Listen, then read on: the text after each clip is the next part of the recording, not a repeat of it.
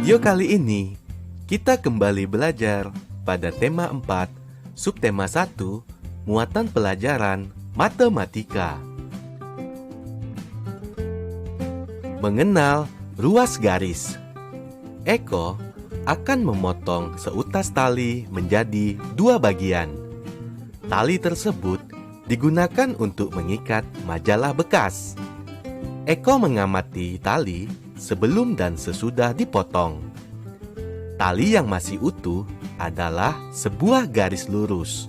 Sementara potongan tali dapat disebut dengan ruas garis.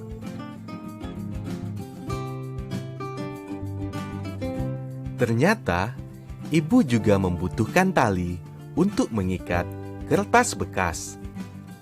Eko kembali memotong seutas tali menjadi beberapa bagian. Eko kembali mengamati tali sebelum dan sesudah dipotong. Tali utuh adalah garis, sedangkan potongannya adalah ruas garis. Ruas garis adalah potongan dari suatu garis lurus. Variasi bentuk bangun datar segitiga dan segi empat. Variasi bentuk bangun datar segitiga. Bangun segitiga memiliki beragam bentuk. Kita akan mengamati beberapa bentuk segitiga. Sambil mengamati, kita bisa mengingat namanya. Ayo kita perhatikan setiap bentuk segitiga berikut ini. Segitiga sama kaki, segitiga sama sisi, dan segitiga sembarangan. Variasi bentuk bangun datar segi empat. Bentuk bangun segi empat juga beragam. Setiap bentuk memiliki nama yang berbeda. Ayo kita cermati bentuk bangun segi empat berikut ini. Ada jajar genjang, belah ketupat, persegi, persegi panjang, trapesium, layang-layang, segi empat, sembarang. Mengenal ruas garis pada bangun datar. Ruas garis pada bangun datar segitiga. Eko membersihkan meja kerja ayahnya. Eko menemukan penggaris kayu milik ayah. Penggaris tersebut berbentuk bangun segitiga. Ternyata bangun segitiga memiliki ruas garis. Perhatikan gambar di samping untuk memahami ruas garis pada bangun segitiga.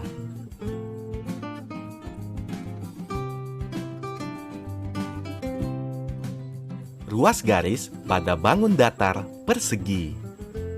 Eko merasa lapar dan mengambil sekaleng biskuit.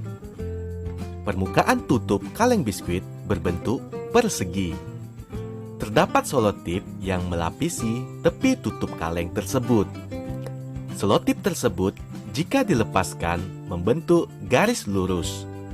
Potongan selotip di tiap sisi dapat disebut ruas garis.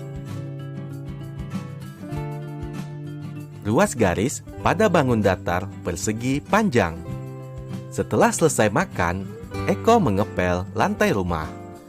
Kain pel yang digunakan Eko berbentuk persegi panjang.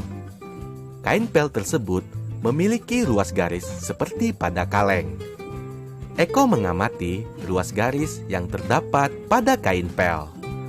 Berikut ruas garis yang terdapat pada kain pel Eko.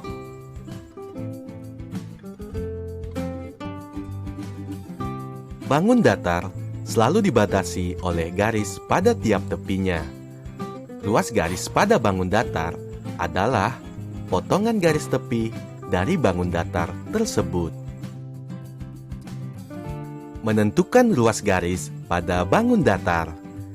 Kita sudah mengenal ruas garis pada bangun segitiga dan segi empat.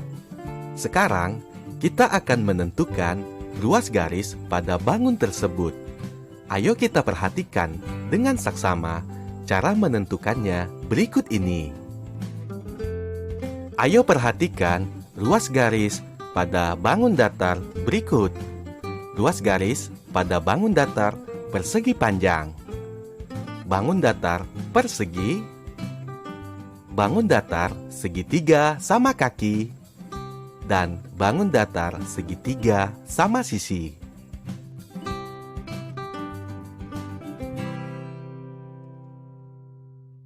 Ruas garis pada bangun datar layang-layang. Layang-layang termasuk bangun segi 4. Layang-layang juga memiliki ruas garis. Mari kita perhatikan ruas garis layang-layang pada gambar di bawah.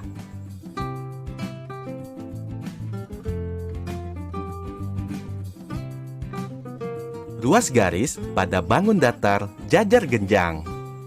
Eko memiliki penghapus berbentuk jajar genjang. Jajar genjang juga termasuk salah satu bangun segi 4. Jajar genjang memiliki ruas garis seperti layang-layang. Mari kita perhatikan ruas garis jajar genjang pada gambar di bawah.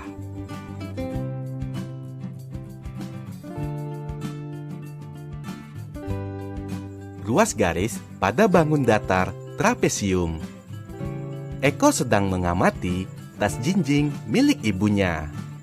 Tas tersebut berbentuk bangun datar trapesium. Trapesium juga termasuk salah satu bangun segi 4. Mari kita perhatikan ruas garis trapesium di bawah ini.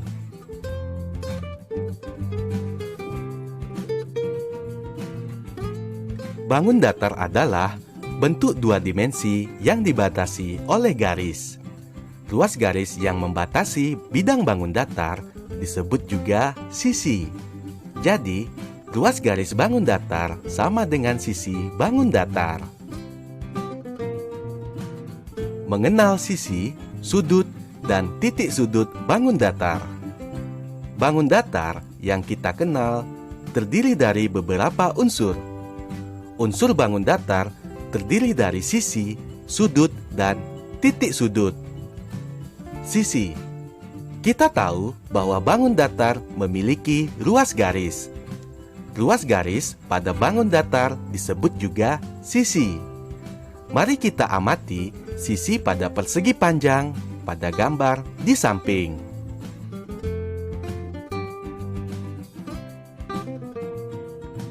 Dua, sudut.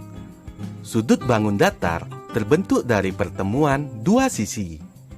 Ayo kita amati sudut persegi panjang pada gambar di bawah ini.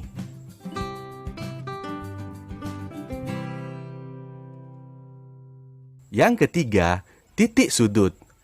Titik sudut biasanya disebut pojok bangun datar. Titik sudut bangun datar terletak pada pangkal sudut. Ayo kita amati titik sudut persegi panjang pada gambar di bawah ini.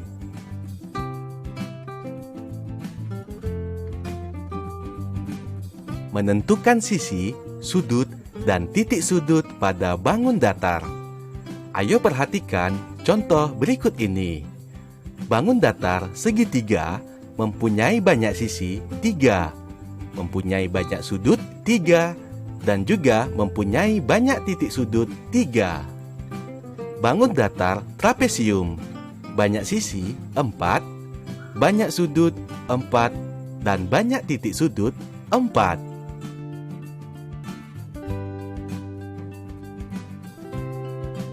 Bangun datar persegi mempunyai banyak sisi 4, banyak sudut 4, dan banyak titik sudut 4.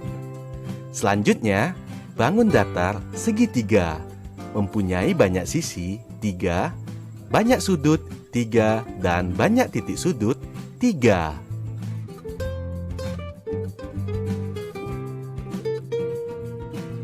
Bangun datar segi 6 mempunyai banyak sisi 6, banyak sudut 6, dan banyak titik sudut 6.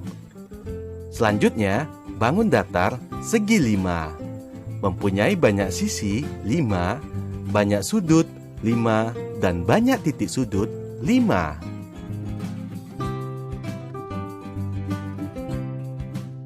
Menentukan sisi, sudut, dan titik sudut pada benda. Ayo perhatikan contoh di bawah ini. Nama benda, ubin. Ciri-ciri, banyak sisi, ada 4, banyak sudutnya, ada 4, dan banyak titik sudut, ada 4. Bentuk bangun datarnya adalah segi 4. Selanjutnya, nama bendanya adalah muka pada tenda. Banyak sisinya 3, sudut 3, dan titik sudutnya 3. Bentuk bangun datarnya adalah segitiga. Nama bendanya motif hitam pada bola. Banyak sisinya 5, sudutnya 5, dan titik sudutnya 5. Bentuk bangun datarnya yaitu segi 5.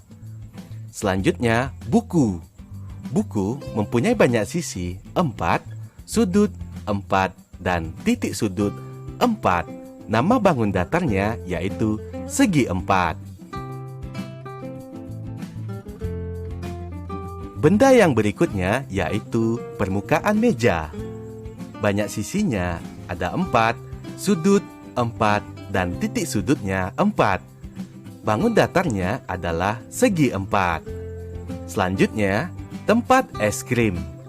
Banyak sisinya 3, sudutnya 3, dan titik sudut 3. Bentuk bangun datarnya yaitu segitiga.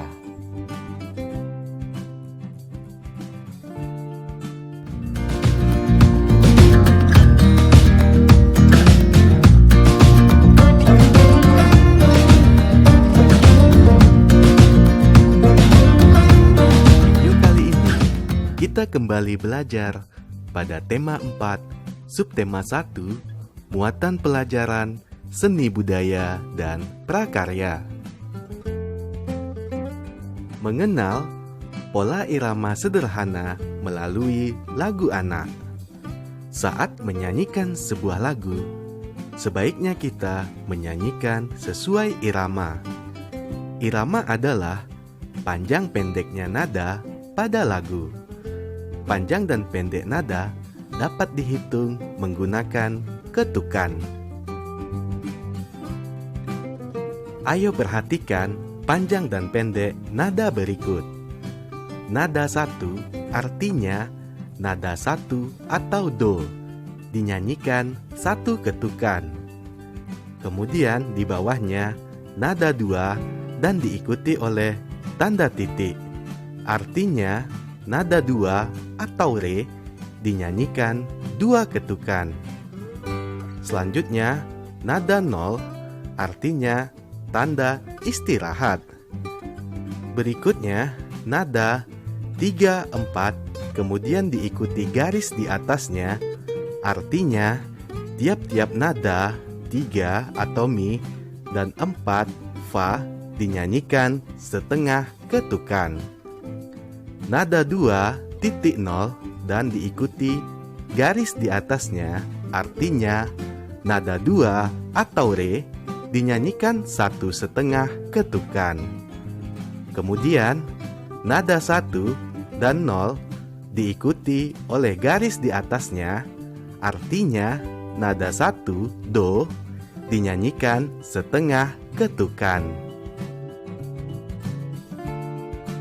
Irama dapat dibuat dengan ketukan yang berbeda.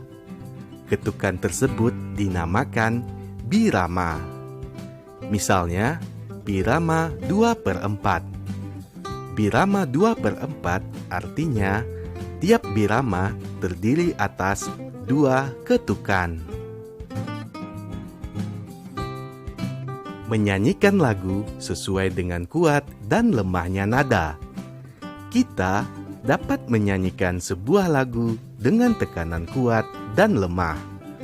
Ketukan pertama pada setiap birama lebih kuat daripada ketukan berikutnya. Ayo nyanyikanlah lagu bersih dan sehat berikut ini.